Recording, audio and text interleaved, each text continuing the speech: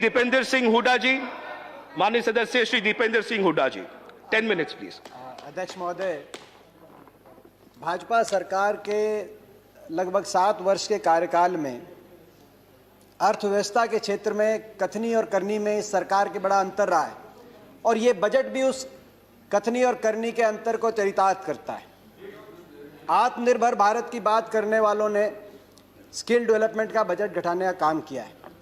संवेदनशीलता की बात करने वालों ने दिव्यांग कल्याण का बजट घटाने का काम किया, तो न्यू इंडिया की बात करने वाले सरकार ने वैज्ञानिक अनुसंधान का बजट घटाने का काम किया है। सबका साथ सबका विकास का नारा देने वाली सरकार ने अल्पसंख्यक कल्याण का बजट घटाने का काम किया है। तो राष्ट्रवाद की बात करने वाली सरकार ने जवानों की पेंशन का बजट घटाने का काम किया। किसानों की आय दुगनी करने की बात करने वाली सरकार ने कृषि बजट घटाने का काम किया है। तो भारत को विश्व गुरु बनाने की बात करने वाली सरकार ने शिक्षा का बजट घटाने का काम किया। मगर ये कथनी और करनी में अंतर केवल इस बजट तक सीमित नहीं है। 7 साल का कार्यकाल इसका गवाह। बड़े बड़े नारे दिए गए। नारा था कि 2 करोड़ रोजगार हर साल देंगे, 14 करोड़ मिल जाने चाहिए थे 7 साल में। मगर यही सरकार है जिसके कार्यकाल में पिछले साल 70 साल में सबसे अधिक बेरोजगारी के दर को सरकारी आंकड़ों के माध्यम से एनएसओ के सर्वे ने दिखाने का काम किया। मगर 70 साल का केवल अकलौता बेरोजगारी का रिकॉर्ड नहीं तोड़ा। 70 साल में सबसे ज्यादा बेरोजगारी दर हुआ तो आपकी सरकार में। 70 साल में सबसे ज्यादा डीजल पेट्रोल महंगा हुआ तो आपकी सरकार में। 70 साल में डीजल पेट्रोल पे सबसे ज्यादा टैक्स लिया गया, पेट्रोल जीवी सरकार है, तो आपकी सरकार में।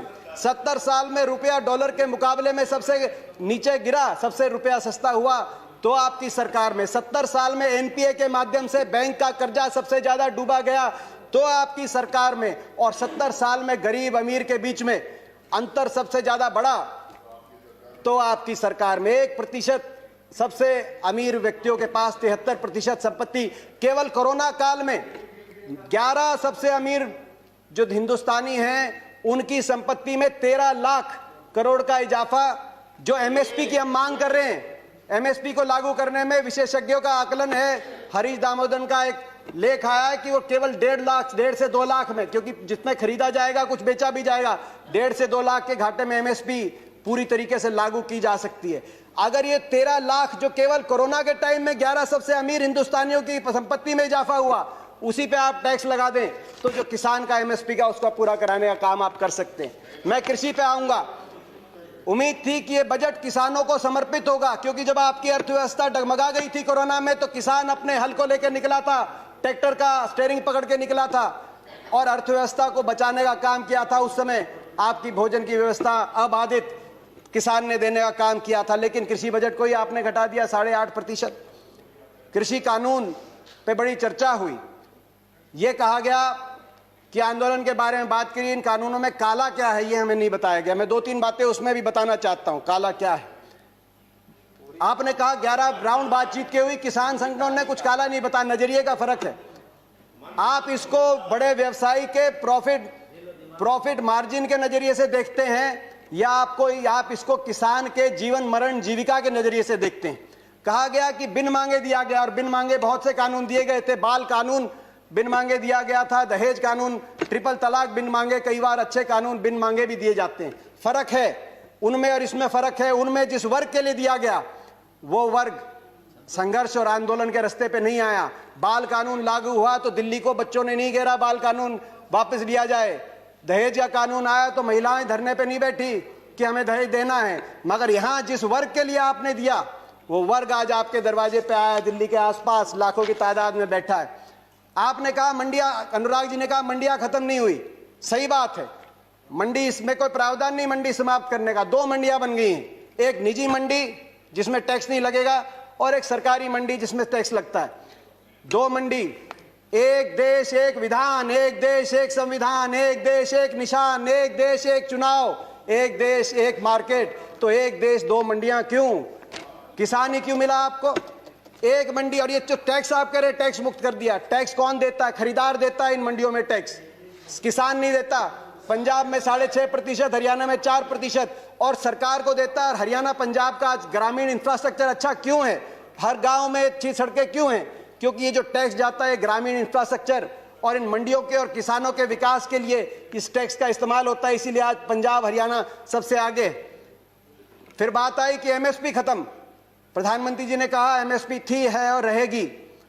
ठाकुर जी ने भी कहा कि कोई है किसमें दम जो बताए कि एमएसपी चली जाएगी। सही बात है, एमएसपी थी, है और रहेगी, मगर क्या एमएसपी सभी किसानों को मिलेगी और सभी फसलों पे मिलेगी? प्रश्न इस बात का उठता है। आप में दम है खड़े होकर आप कह दें कि एमएसपी मिलेगी हर किसान को देश में? आज भी शांता कुमार कमेटी बताती है कि मात्र 6% से 16% तक किसानों को एमएसपी मिलती है। बाकी देश में बहुत से ऐसे प्रदेश है जहां पे एमएसपी नहीं मिलती। आपको चाहिए तो यह था जो पंजाब हरियाणा पश्चिमी उत्तर प्रदेश में एमएसपी मिलती है वही एमएसपी बिहार में मिले, जहां धान 800 रुपए 1000 रुपए में जा रहा है, 1800 रुपए में हमारे यहां धान मिल रहा है। आपको चाहिए था कि इसको वहां पे लेके जाएं, मगर आप वहां के किसान को की परिस्थिति हमारे यहाँ की करने की बजाय हरियाणा पंजाब के किसान की परिस्थिति उस तरह की करने की तरफ लेके जाएं। प्राइवेट की बात करी कि आप प्राइवेट का खिलाफत कर रहे हैं। प्राइवेट की खिलाफत नहीं कर रहे, प्राइवेट आए, मगर मंडी के अंदर आने से किसने रोका प्राइवेट को? प्राइवेट मंडी के अंदर आए और एमएसपी से ज्यादा में खरीदे। कह रहे हैं बाहर भाव ज्यादा मिलेगा, विकल्प होगा, बाहर ज्यादा मिलेगा, बाहर ज्यादा भाव मिलेगा प्राइवेट में। तो आपको यह कानून बनाने में क्यों आपत्ति है कि अगर एमएसपी से कम का कोई कॉन्ट्रैक्ट होगा तो वो कानूनी बाध्य, उस पर बाध्य होगा।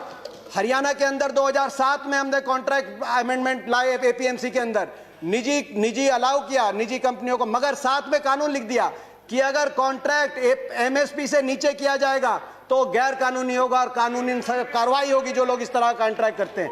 आप कह रहे हैं ज्यादा मिलेगी तो आप कर दीजिए, ये कानूनी प्रावधान देने का आप काम करें।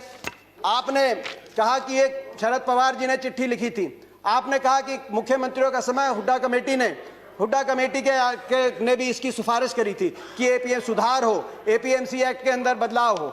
मैं बताना चाहता हूं कि हुड्डा कमेटी ने, जिस कमेटी में प्रकाश सिंह बादल जी, ममता बनर्जी जी और नीतीश कुमार जी भी सदस्य थे, उस कमेटी ने क्या सुझाव दिया था इस पे? उन्होंने कहा था कि एपीएमसी में सुधार हो मगर एपीएमसी का विस्तार हो। सबसे पहले मंडी, जिस प्रकार से हरियाणा में हर 10 किलोमीटर में मंडी हमने स्थापित करी थी अपनी सरकार में, पूरे देश के अंदर हर 10 किलोमीटर में मंडी बने। दूसरा, प्राइवेट अगर आए तो मंडियों के अंदर आए, एमएसपी से ज्यादा पे खरीदें, एमएसपी से कम पे खरीदते हैं तो कानूनी कार्रवाई हो, वो ऐसी खरीदारी अलाउ ना हो। तीसरा, एमएसपी की कैलकुलेशन C2 के आधार पे हो, A2 कॉस्ट नहीं, C2 खर्चे के आधार पे एमएसपी कास्ट हो, जो आज किसानों की सबसे बड़ी मांग है। चौथा, एमएसपी जो चौथे उसमें कहा कि कर्जे का जो दर है वो no discussions please, no cross talk, no cross talk, no cross talk. किसी और की बात रिकॉर्ड पे नहीं जा रही है। दीपेंद्र जी कंटिन्यू। ये सिफारिश थी। मैं एक और बात कहना चाहता हूं। एक बात आई कि ओपन मार्केट, फ्री मार्केट अच्छी है। फ्री मार्केट हर चीज के लिए अच्छी नहीं है। मार्केट, अनियंत्रित मार्केट, किसान को आप अमेरिका का उदाहरण उठा के देखिए। अमेरिका में 1/4 लोग कृषि से जुड़े हुए थे आज से 50-60 साल पहले। फ्री मार्केट लेके आए, आज मात्र 1% अमेरिका की जनसंख्या कृषि पे आधारित है। क्या एक कंसेप्ट आया फ्री मार्केट के बाद? गेट बिग और गेट आउट। छोटा किसान सरवाइव नहीं कर पाया बड़े बड़े धन्नाडों के आगे, बड़े बड़े कॉर्पोरेट प्लेयर्स के आगे। आज अमेरिका के अंदर 450 एकड़ की जोत वाला एवरेज किसान के पास, हिंदुस्तान की तो किसान की एवरेज जोत आज मात्र 1.7 एकड़ है। हमारी तो 50% आबादी कृषि क्षेत्र पर निमंत्रित है। ये कैसा मुकाबला करेंगे बड़े कॉर्पोरेट्स का? गेट बिग और गेट आउट, ये गेट आउट होंगे तो कहां जाएंगे? क्या हमारी अर्थव्यवस्था अमेरिका की तरह? मैं आखिर में अपनी बात कंक्लूड करना चाहता हूं। बिचौलियों की बात करी कि आपने बिचौलियों से मुक्त करा दिया, कमीशन एजेंट से मुक्त करा दिया। मैं पूछना चाहता हूं इस सदन से, ये जो बड़े बड़े धन्नाड आएंगे, बड़े कॉर्पोरेट हाउस आएंगे, टाटा, बिरला, अदानी, अंबानी, पूर्ति, ये किसकी श्रेणी में आएंगे? बिचौलिए नहीं तो ये क्या किसान की श्रेणी में आएंगे या उपभोक्ता की श्रेणी में आएंगे? ये सबसे ज्यादा अपने मुनाफे को कमाने के लिए बड़े बड़े लोग आएंगे। तो बिचौलियों की आप जो बात कर रहे हैं, आखिर में मैं अपनी बात कंक्लूड करते हुए, प्रधानमंत्री जी ने एक और बात की कि इस आंदोलन में कुछ पवित्र लोग हैं और कुछ अपवित्र लोग हैं। प्रधानमंत्री जी की बात हम मान लेते हैं, कम से कम आप पवित्र लोगों की बात मान लीजिए। आंदोलन में जो पवित्र लोग हैं, अगर आंदोलनकारी पवित्र हैं, पवित्र भावना से अपने हक के लिए बैठे हैं, आप उनकी बात मान लीजिए। और इसकी शुरुआत आप दो कदम उठा के उसकी शुरुआत करिए। आप तुरंत, मैं मांग करता हूं, बातचीत के दरवाजे, क्योंकि आप भागे थे 11वें राउंड में बातचीत से, 12वीं बातचीत के दरवाजे खोलें। आपकी प्रजा है, अपनी प्रजा की बात मानने से आप छोटे नहीं होंगे, अपनी प्रजा की बात मानने से आपकी हार नहीं होगी। बातचीत के दरवाजे खोलते हुए, और दूसरा, जो 200 लोगों ने, 200 से ज्यादा किसानों ने अपनी जान कुर्बान करी है, उनके परिवारों के लिए आपके लिए सहानुभूति का एक शब्द नहीं निकला, कम से कम उनके परिवारों की मदद के लिए एक पैकेज की घोषणा करके विश्वास बनेगा। हम विश्वास बनाने वाले लोग हैं, विश्वास बनेगा। मैं हाथ जोड़ के आपसे प्रार्थना करता हूं, आपकी प्रजा, आपके लोग हैं, इनकी बात मानिए। आपका बहुत बहुत धन्यवाद। जय हिंद, जय जवान, जय किसान।